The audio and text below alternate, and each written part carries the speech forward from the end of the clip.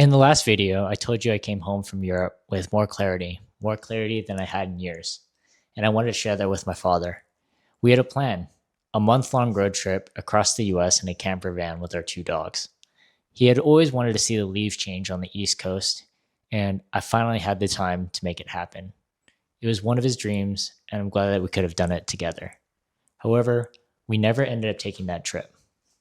While in Europe, my family called me to tell me that my father was diagnosed with Lewy Body Dementia. At first, it seemed manageable. Small memory lapses, nothing dramatic. But over the span of about a month, everything changed. He became irritable, paranoid. He started experiencing hallucinations, and his motor skills started to deteriorate.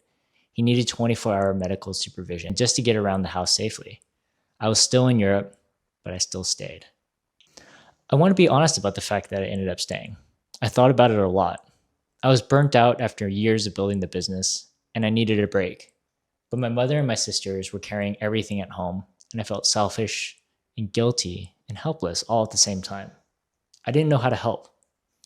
I wasn't sure coming home would actually change anything, so I stayed until August and told myself it was okay. But I actually don't think it was. When I got back from Europe, I tried to pull together every single resource I could to support my family. I moved back to California and I took on as much care as I could. And eventually we found him a care home, which would be able to take care of him 24 hours a day, which in his state was required. But watching the disease progress, watching my father disappear inside himself, made something very clear to me. This was the beginning of the end, and I hadn't said half of the things I needed to say to him. My father and I didn't have an easy relationship when I was growing up. We constantly fought, and I could never seem to make him proud. He pushed me hard on everything, and I spent years resenting him. What I understand now, and what I couldn't then, is he was trying to teach me something. He was trying to make me hardworking, determined, humble, and caring. He lived those values every single day. He just never explained why. He showed his character through his actions and assumed I could see it. I couldn't, at least not back then. But while I was caring for him, in those quiet moments between the hard ones, we finally talked. We really talked. We talked about his passions, about marriage and fatherhood, about love and fear, and what he thought the meaning of life was. I don't know actually how much he remembers of those conversations. His memory at that time was quite fragile, but I remember it all. I would take him for walks, pushed him in his wheelchair when his body wouldn't manage, and one day I asked him if he had any regrets, whether there was anything he would have ever changed in his past. He thought about it, and he said no. He was content. He appreciated the times he's traveled, went fishing, and spent time with family. He hadn't seen everything he wanted to see. He hadn't gone to all the places that he wanted to go, but he was grateful for what he did. And sitting there listening to him, I realized something. My father had always been present. What looked from the outside like delaying his own happiness, always working, always saving, always focused on tomorrow, was actually a man who knew exactly where he wanted to be.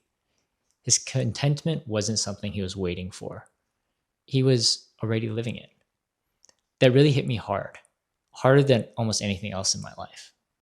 He passed away not long after, 71 years old. I thought I had at least another decade with him. He never got to meet whoever I ended up spending my life with. He'll never get to meet his grandchildren, and we never ended up taking that road trip. What he left me with are three things that I carry with me everywhere now. The first, tell the people who matter to you how you feel and why.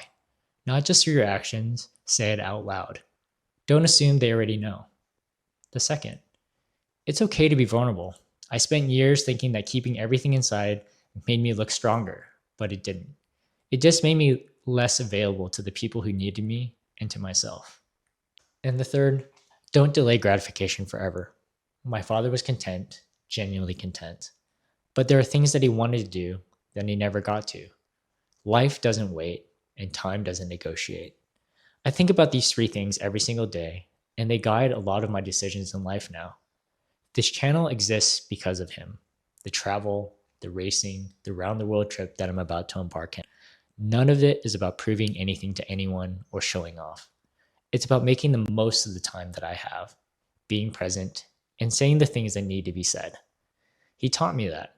It was a lot later than either of us would have liked. This is my life on easy mode. And Dad, this one's for you.